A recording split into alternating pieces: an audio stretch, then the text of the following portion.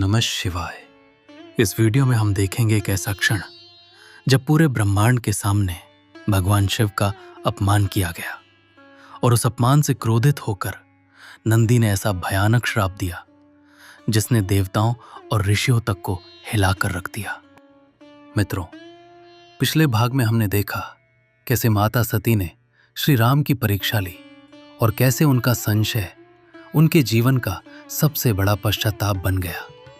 कभी कभी जीवन में की गई एक छोटी सी भूल भी बहुत बड़ा परिणाम लेकर आती है, जो हमारा पूरा जीवन ही बदल देती है। माता सती भी अपनी भूल पर बहुत लज्जित है और उनका मन गहरे पश्चाताप से भर चुका है। आगे क्या होगा जब माता सती भगवान शिव के पास लौटेंगी? क्या महादेव उनकी इस भूल को स्वीकार करेंगे या ये घटना उनके दाम्पत्य जीवन में एक बहुत बड़ा परिवर्तन लेकर आने वाली है? आज की कथा में हम देखेंगे माता सती के हृदय की पीड़ा और महादेव का गहरा मौन, उस भविष्य की शुरुआत जो आगे चलकर एक महान लीला का कारण बनेगा। तो आइए पूरी श्रद्धा और भक्ति के साथ प्रवेश करते हैं शिव पुराण की इस अद्भुत कथा में। माता सती को अपनी भूल पर लज्जा आ रही थी। वे सोचने लगी कि मैंने अपने पति महादेव जी की आज्ञा का उल्लंघन किया और श्री राम के प्रति अनुचित विचार मन में लाए। अब मैं भगवान शिव को क्या उत्तर दूंगी? इस पश्चाताप से भरी हुई माता सती भगवान शिव के पास पहुंची और चुपचाप खड़ी हो गई। देवी सती को इस प्रकार मौन और उदास देखकर भगवान शिव ने पूछा, हे देवी, आपने श्री राम की परीक्षा किस प्रकार ली? भगवान शिव के इस प्रश्न पर देवी सती सिर झुकाकर चुपचाप खड़ी रहीं। वे असमंजस में थीं कि मैं क्या उत्तर दूं, किंतु महायोगी शिव ने ध्यान द्वारा सारा सत्य जान लिया और उसी क्षण मन से देवी सती का त्याग कर दिया। उन्होंने मन में विचार किया कि यदि मैं सती को पहले जैसा ही स्नेह करूंगा तो मेरे धर्म की मर्यादा भंग होगी। धर्म के पालक भगवान शिव ने धर्म की रक्षा करते हुए देवी सती को मन से त्याग दिया, मगर देवी सती को इसके बारे में कुछ नहीं बताया। फिर बिना कुछ कहे वे कैलाश पर्वत की ओर बढ़ गए। मार्ग में विशेष रूप से माता सती को सुनाने के लिए आकाशवाणी हुई, हे महायोगी शिव, आप धैर्य रखें। तीनों लोकों में आपके समान कोई भी प्रतिज्ञा पालक नहीं है।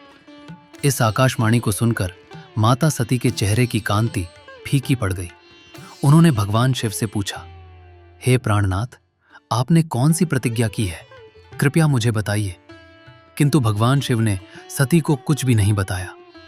फिर देवी सती ने ध्यान करके उन सारे कारणों को जान लिया जिसके कारण महादेव ने उनका त्याग किया था।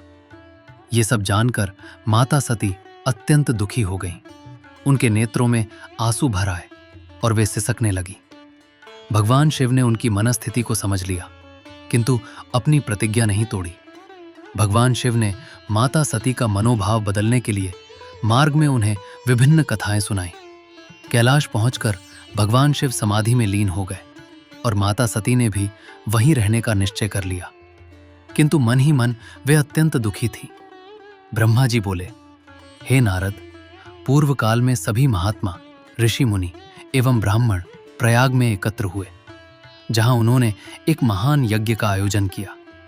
इस यज्ञ में देवर्षि, ऋषि मुनि, देवता, संत, महात्मा, सिद्धगण तथा ब्रह्म ज्ञान से युक्त महान ज्ञानी उपस्थित थे। मैं स्वयं भी वहां उपस्थित था। इस यज्ञ में त्रिलोकीनाथ भगवान शिव भी अपने गणों के साथ उपस्थित हुए। जैसे ही भगवान शिव वहां पधारे, सभी ऋषि मुनि, देवता और भक्तों ने उन्हें श्रद्धा और भक्ति से प्रणाम किया तथा उनकी स्तुति की। भगवान शिव की अनुमति पाकर सभी ने अपने अपने आसन ग्रहण किए। उसी समय प्रजापति दक्ष भी वहां पहुंचे, जो अत्यंत तेजस्वी एवं ब्रह्मांड के अधिपति थे, किंतु उनके मन में अपने पद का अहंकार था। उनके मन में घमंड ने अपना स्थान बना लिया था। क्योंकि वे ब्रह्मांड के अधिपति थे, इसलिए सभी देवताओं और ऋषि मुनियों ने उनका नमन कर उनकी स्तुति की, किंतु भगवान शिव ना ही उनको नमन करने के लिए उठे और ना ही अपने आसन से खड़े हुए। ये देखकर दक्ष अत्यंत क्रोधित हो उठे। उन्होंने महादेव को क्रोध भरी दृष्टि से देखा और ऊंचे स्वर में सभी के समक्ष बोले, हे देवगण, समस्त ब्राह्मण, सभी ऋषि मुनि एवं असुर मुझे विनम्रता से प्रणाम करते हैं और मेरे आगे सिर झुकाकर मेरी पूजा करते हैं। किंतु ये शिव जो सदा प्रेतों और पिशाचों के साथ रहता है, ये मेरे आगे मस्तक नहीं झुकाता।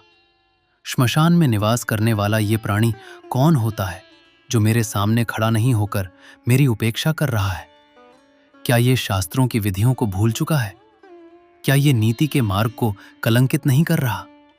जो इसके साथ रहता है अथवा इसकी बातों का अनुसरण करता है, वो पाखंडी, दुष्ट और पापाचारी बन जाता है। ये शिव चारों वर्णों से पृथक और कुरूप है। इसे इस पावन यज्ञ से बहिष्कृत कर देना चाहिए।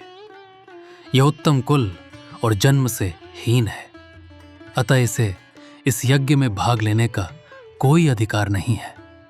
हे पुत्र नारद, क्रोध से विवेक नष्ट हो जाता है।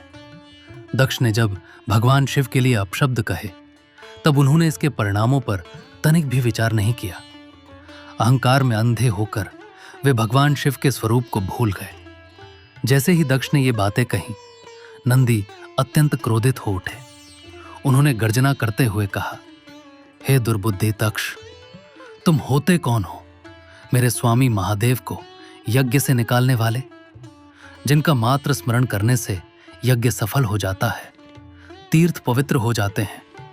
उन्हीं भगवान शिव का तुम अपमान कैसे कर सकते हो?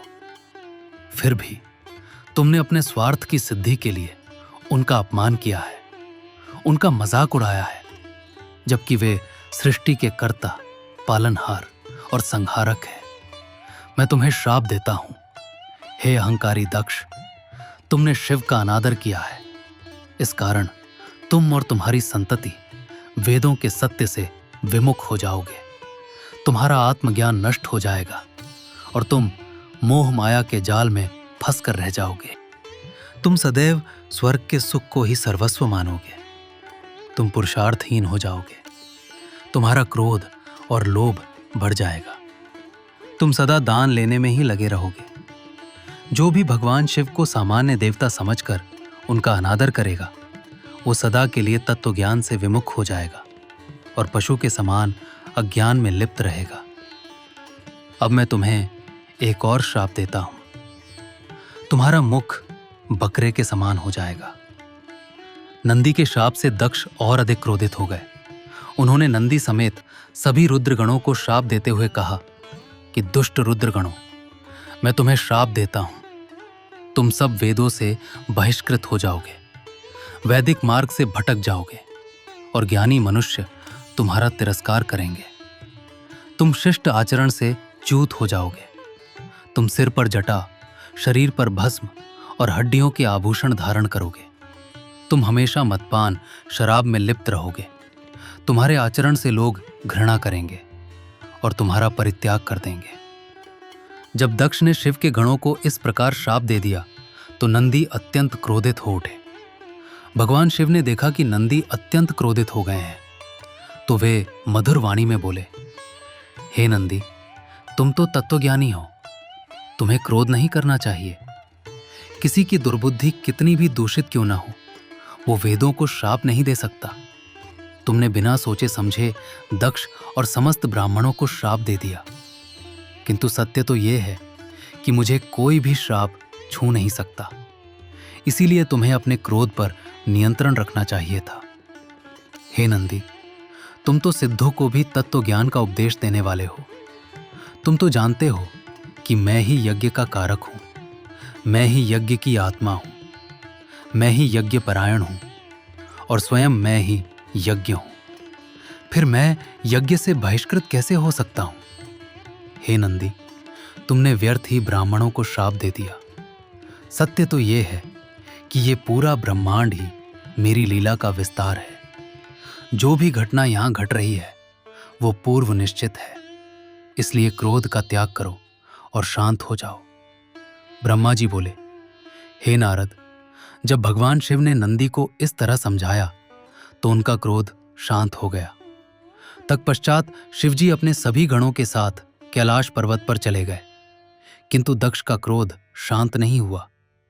वे अपने स्थान पर लौट आए, किंतु उनके मन में महादेव के प्रति क्रोध और ईर्ष्या बनी रही। उन्होंने भगवान शिव के प्रति अपनी भक्ति को त्याग दिया और उनकी निंदा करने लगे।